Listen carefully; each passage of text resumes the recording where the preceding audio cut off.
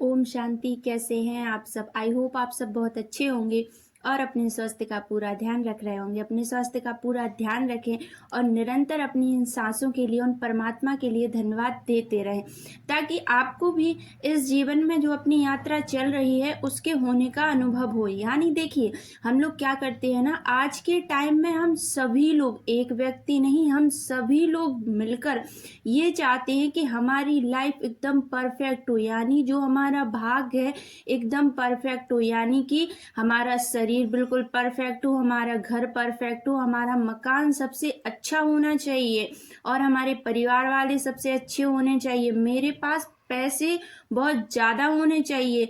ये एक व्यक्ति की प्रॉब्लम नहीं है, ये हर व्यक्ति की सोच है और यही सोच कहीं ना कहीं हमें इतना ज़्यादा पीछे कर देती है जिसकी हम कभी कल्पना नहीं करते। और फिर हम दोष देते हैं किसके लिए? अपने भाग्य के लिए, कि उन परमात्मा ने ना जाने मेरे भाग्य में क्या लिखा है और मैं किस लिए आया हूँ। फिर अपन लोग दोष देते हैं उन परमात्मा के लिए। तो देखिए, इस दोष देने वाली चीज को बिल्कुल बंद करें, क्योंकि हम लोग जैसा चाहे ना वैसा भाग्य लिख सकते हैं। क्योंकि जो हमारी जीवन यात्रा चल रही है या जो भी इस जीवन में उतार चढ़ाव आ रहे हैं, सारी चीजें होती हैं हमारे कर्मों के कारण। यानी आपके जो कर्म है, आपका जो कर्म जो पहले आप कर चुके वो आप अभी देख रहे हैं और जो अब आप करेंगे वो आप आने वाले टाइम में देखेंगे।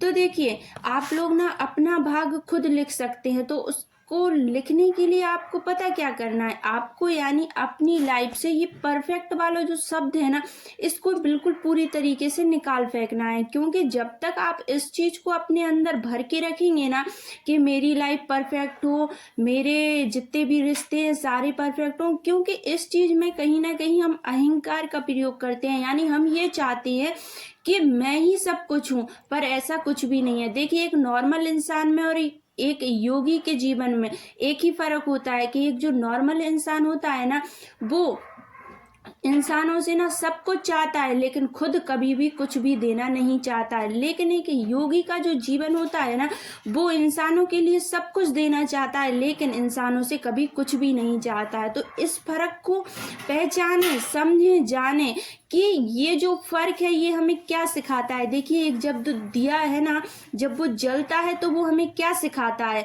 आज तक हम लोग छोटे से एक चीज सुनते आए हैं कि जो दिया है वो जल रहा है, यानी जब तक दिया जलेगा तब तक हमारे जीवन में मंगल होगा और कार्य सारे हमारे सफल होते जाएंगे। और जैसे ही दिया बुझेगा तो हमारे कार्य उतने सफल नहीं होंगे और ना हमें उतनी ज्यादा अपने लक्ष्य की प्राप्ति होगी। तो हम लोग कहीं ना कहीं घबरा जाते हैं और ये सोचने लगते हैं तो हमारे कार्य सफल नहीं होते हैं। हमें यही कहा जाता है, हमें यही कह के डरा दिया जाता है। तो हम लोग क्या करते हैं ना कि जब तक दिया जलता है हमारा मन पूरी तरीके से संतुष्ट रहता है। जैसे ही दिया बुझने लगता है ना, हम उस दिए को ना बचाने के लिए भागते हैं और उसमें दोनों हाथ लगाकर उस दिए को बचा लेते हैं और अपने मन में एक संतुष्टि पुनः उत्पन्न कर लेते हैं। तो देखिए, इन सब चीजों को ना बाहरी तौर पर देखना सही है, लेकिन जब आप अपने अंदर देखें, अपने अंदर झांके, तो इस चीज का मतलब ही दूसरा होता है कि जो परम पिता परमेश्वर है, जो वो परम शक्ति है,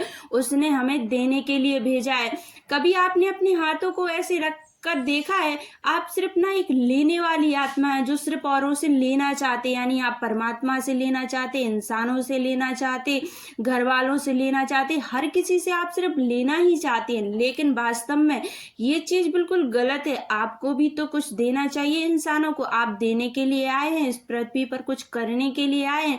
तो आप अपने परम लक्ष्य को पहचाने, अपने परम लक्ष्य को जाने कि आप वास्तव में किस लिए आए हैं और आपका परम लक्ष्य क्या है और आपका उद्देश्य क्या है।